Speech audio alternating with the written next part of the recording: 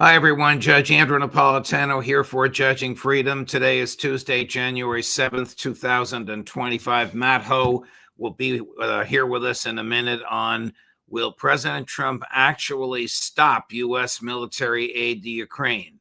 But first, this. We're taught to work hard for 35 to 40 years. Save your money, then live off your savings. Unfortunately, there are too many threats undermining the value of our hard-earned dollars.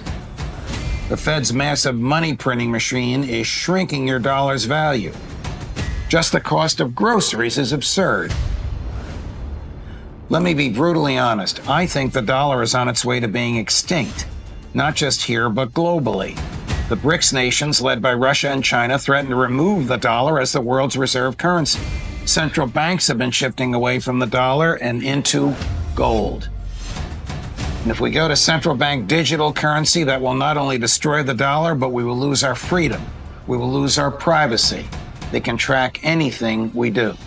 You need to take care of yourself and your family. So here's what you need to do. Immerse yourself in knowledge and information. The writing is on the wall. Now is the time to consider shifting some of your dollars into gold and silver as your bedrock financial asset. Call my friends at Lear Capital, the leader in precious metals, investing for over 27 years. They helped me diversify into gold and silver. They can help you too. Call Lear today at 800-511-4620, 800-511-4620, or go to LearJudgeNap.com. Matt Ho, welcome here, my dear friend. A belated Happy New Year to you and profound gratitude for all the time you gave us in 2024, and hope that we can spend as much or even more time together in the new year. To breaking news first, President-elect Trump just concluded one of his marathon press conferences, and among many other things in that press conference said he would not rule out the use of American military force in Gaza to secure the release of Israeli hostages. He was not asked, nor did he mention anything about releasing the 10,000 Palestinian hostages being held by the Israelis. What would an American military expedition in Gaza look like? Well, thanks for having me back on, Judge. Happy New Year to you, though as we talk, it's really not the happiest of conversations, right? We've seen a drumbeat over the last several days. It was consistent throughout the Trump campaign, but really with some interviews being given over the weekend, statements being made yesterday, including by Mike Waltz, Trump's incoming national security advisor. The speculation about the United States going to war directly in the Middle East seems to be taking on a firmer and firmer reality. And I don't think, Judge, we're looking at the United States becoming engaged in Gaza. We may conduct some airstrikes there, but I think the real issue is going to be Iran. And the way that the neoconservatives, including those members of Trump's incoming government, have been obsessed about Iran for decades. The way they speak about the Middle East, the way they speak about Israel, they speak about the Palestinians, it's always through the lens of Iran. So when you hear Donald Trump or when you hear Mike Waltz talking about holding those responsible for not releasing the hostages, they're not talking about Hamas. They're not talking about the Palestinians. They're talking about Iran.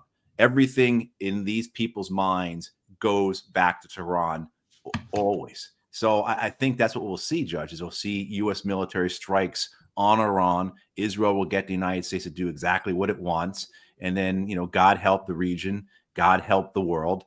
Certainly, we're all going to be paying a lot more for gasoline. And if that's the bare minimum we have to endure, then we'll be lucky. It's hard for me to imagine. I sometimes think that he says things without thinking about it, that he would put American troops on the ground in Gaza. It's also hard for me to imagine the airstrikes. My God, we've already used 2,000-pound bombs on people living under tents. We've destroyed every mosque, every hospital, every school, every bridge they have. What more could airstrikes possibly do? right? I just saw more footage today, more satellite footage today coming out of Gaza, the before and after pictures. We know that in most of the cities, most of the built up areas in Gaza, 70% of the structures have been destroyed. That's destroyed, as in rubbled, right? So the other 30% have been damaged.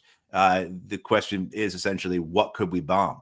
But the idea of putting U.S. forces there, and I didn't see that part of the press conference. I caught the first 15 or 20 minutes, and I had to hop onto something else. So I saw him bring out Steve Witkoff, his the Las Vegas casino owner, who is his envoy to the Middle East. Bring him out and he'd talk about this and how they're close to a ceasefire deal. But I really do think that they want to get this goal. The Trump administration, Judge, has to have a major foreign policy victory early on. And it's not going to get it with Ukraine like many people, I think, had hoped, or maybe people had speculated. You've heard, of course, Donald Trump making all these statements about Panama and Greenland and Canada and Mexico and et cetera.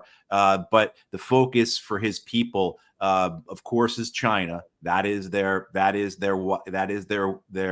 obsession, their white whale, if you will. But like a smaller white whale for these people has always been Iran, and utilizing the hostages as the rationale for why we have to go to war with Iran, as well as all their other arguments, just the environment, who they are, their worldview, their mindset, that this is the right thing to do. Really leads me to believe, and I think many others, that the likelihood of U.S. military action against Iran is incredibly high. I think you're right. And I wouldn't have said this a month ago. I would have assigned a lot of the rhetoric we heard to the rhetoric we always hear coming out of Washington, D.C., the rhetoric we always hear coming from the foreign policy blob, to the campaign machismo of Donald Trump and the Republicans, because the Democrats are just as bad. Let's not forget that the Democrats, in their platform this past year, put in it that Donald Trump was weak on Iran. So there's been this chest thumping over who could be tougher on Iran. And so is this then the foreign policy victory that Donald Trump and his people can get early on, that they feel they need, is to show that, yes, we are tougher on Iran than the Democrats were. We are Israel's true best friend. They are our strongest ally. We will stand with them. And then, of course, throw in all the tropes and vitriol and rhetoric about civilization versus barbarism, terrorists, et cetera, et cetera, et cetera.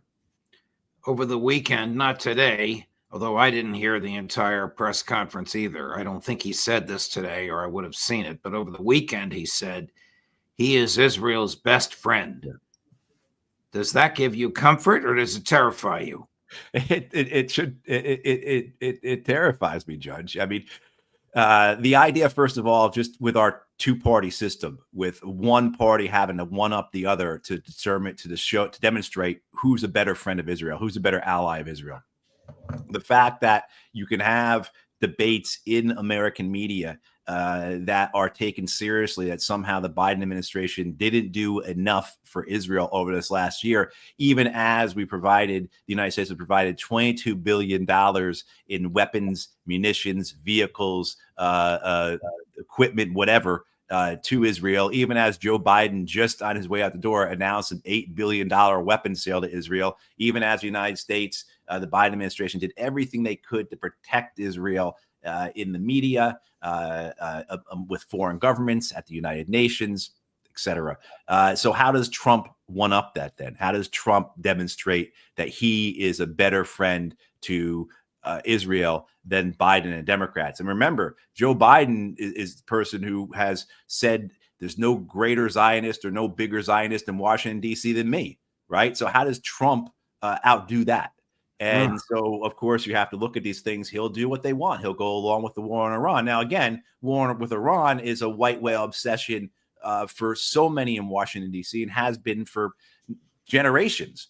But then also to this idea of, okay, then annexation of the West Bank, allowing the Israelis to do what they want as they will in Lebanon, in Syria. Over the weekend, I don't know if you saw this, Judge, but there were commentators on Israeli television over the weekend stirring the pot about Egypt, saying that Egypt is violating the ceasefire and peace agreements it has with Israel by conducting maneuvers and doing operations in the Sinai, and Israel needs to do something about this, right? So there's even this stirring the pot with regards to Egypt, and no one should not take that seriously.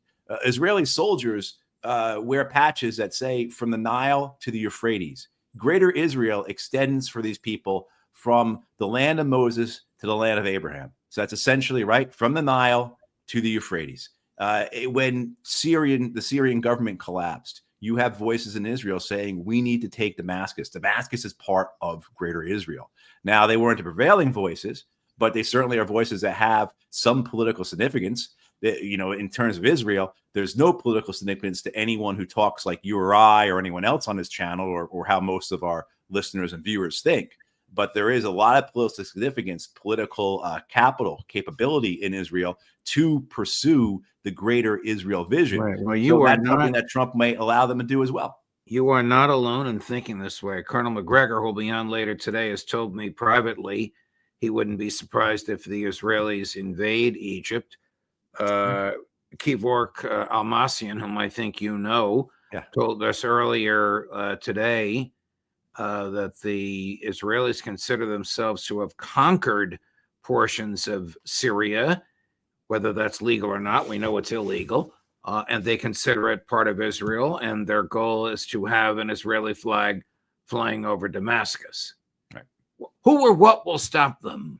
Here we go. Right, Judge? We're going into 2025, and that's what's staring us in the face. That's the reality. Who or what's going to stop them? And the horror of this is no one's going to stop them. No one's going to stop them. The relationship with the United States allows Israel to do as it wants. And even as we've seen, and we spoke about this before, other nations that are doing things to stand up to Israel, such as South Africa leading the genocide case at the International Court of Justice. Well, South Africa is the biggest exporter of coal to Israel. Israel's two massive power plants provide the lion's share of electricity for many Israelis are fueled by coal. I was in Ireland back in December, and the Irish, for people like you and I, we look at the Irish government, we say the Irish government is doing great. Thank God for the Irish. The Israelis got so upset with the Irish, they threw a fit and they closed their embassy down in Dublin. But when you talk to the Irish, they say, that's all words. It's all statements. And you talk to them and say, what the reality is that our trade with Israel, so Irish to Israeli trade in dual use products, so items that can be used both for commercial and military purposes, increased 7-fold in 2024. And so that's the reality that we're staring at. And this is the reality that the Palestinians are staring at. The Palestinians are alone. Don't get me wrong. I was there in November, as you know, and they are very grateful for the solidarity. They're very grateful for the support.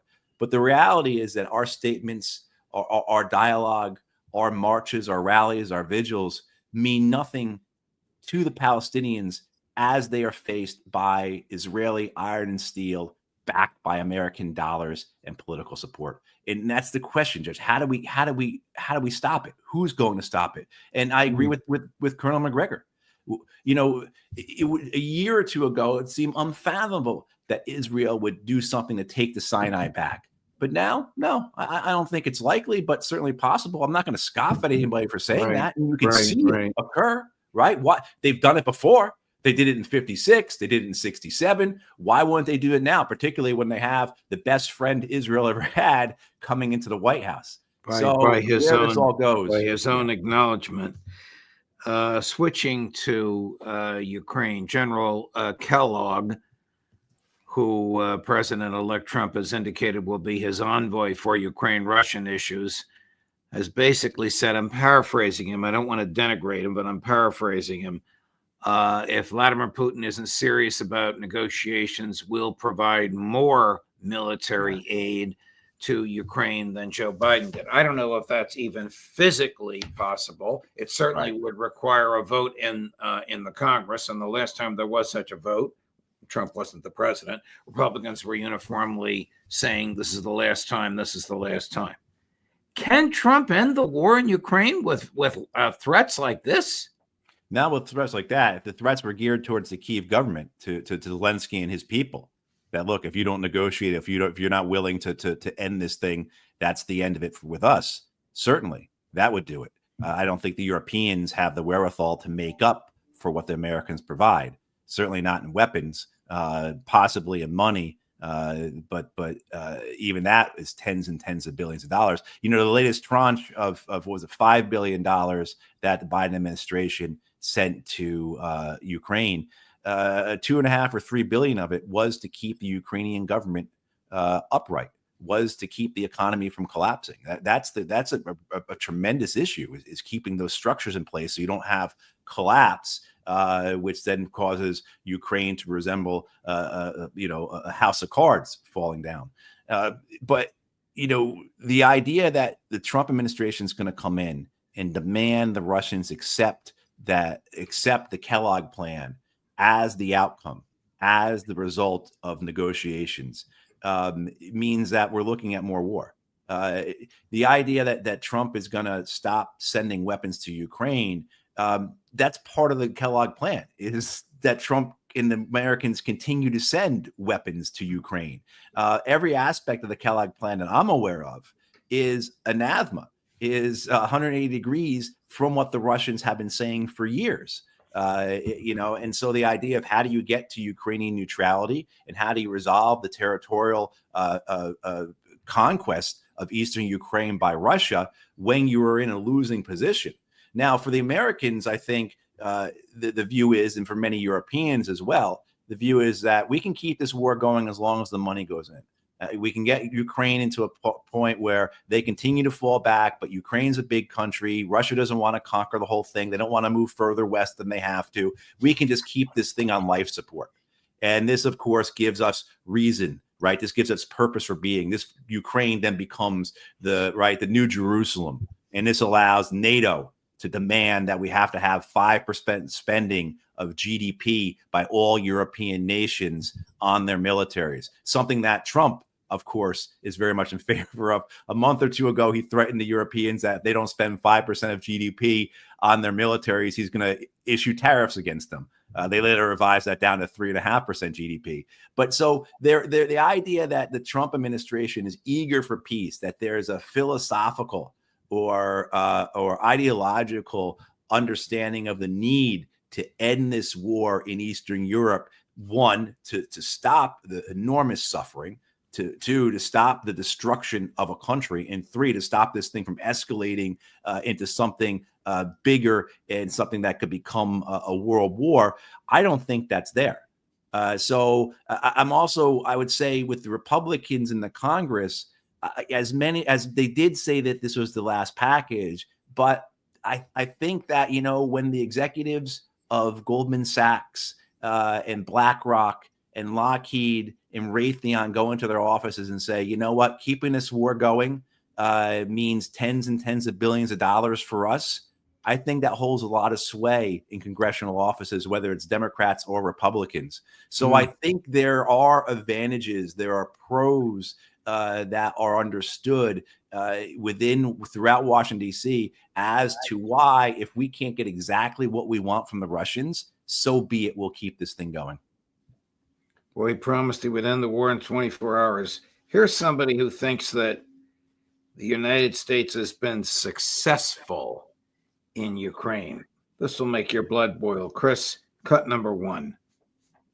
Where the line is drawn on the map, at this point, I don't think is fundamentally going to change very much. The real question is, can we make sure that Ukraine is in a position to move forward strongly? That the areas that Russia controls, you feel will have to be ceded? Ceded is not the question. The question is, the line, as a practical matter, in the foreseeable future, is unlikely to move very much. Ukraine's claim on that territory will always be there. And the question is, will they find ways, with the support of others, to regain territory that's been lost? I think the critical thing now going forward is this. If there is going to be a resolution, or at least a near-term resolution, because it's unlikely that Putin will give up on his ambitions. If there's a ceasefire, then In Putin's mind, the ceasefire is likely to give him time to rest, to refit, to reattack at some point in the future. So what's going to be critical to make sure that any ceasefire that comes about is actually enduring is to make sure that Ukraine has the capacity going forward to deter further aggression. And that can come in many forms. It could come through NATO, and we put Ukraine on a path to NATO membership. It could come through security assurances, commitments, guarantees by different countries to make sure that Russia knows that if it reattacks, it's going to have a big problem. That, I think, is going to be critical to making sure that any deal that's negotiated actually endures and then allows Ukraine the space, the time to grow strong as a country. Put Ukraine on a path to NATO membership. He's a lunatic if he thinks that's true. Right, Judge. I mean, there's not an ounce of reason or accountability in anything that man says. Even his acknowledgement that the front line's not going to move anytime soon, and I'll give him some wiggle room on that. Of course, it's going to continue to move westward as the Russian army advances. Right. But even that acknowledgement there that the Ukrainians are not going to win the war. First of all, it's 3 years too late for him to be saying such things. But also, too, it doesn't. He's speaking with an imaginary mindset here that somehow I shouldn't say it that way. He continues to refuse to acknowledge what the Russians have been saying for years about why this war is happening. Why did Russia choose to wage this war? Because they felt they didn't wage this war, they'd have to wage a larger war at some point against NATO. And they've been clear about that. Their desire for neutrality, their desire to not see NATO expand into Ukraine. None of those things that have been central to Russian explanations of their grievances over this for decades, not just years, for decades, make no appearance in Blinken's words. They certainly don't seem to have a place in his head. And so the fact that we are getting out of this administration without this war having expanded either horizontally to move into other countries or other countries moving into the war, I should say, or getting up to the point of escalation where we are in a world war and we are looking at nuclear war. I think we all should be very grateful that this Biden administration, Tony Blinken leading it, did not bring about the end of the world through his pursuit of this war in Eastern Europe. That, you know, I will say this, though, and this makes many of and maybe Blinken will land at one of these places when he leaves Foggy Bottom in a couple of weeks.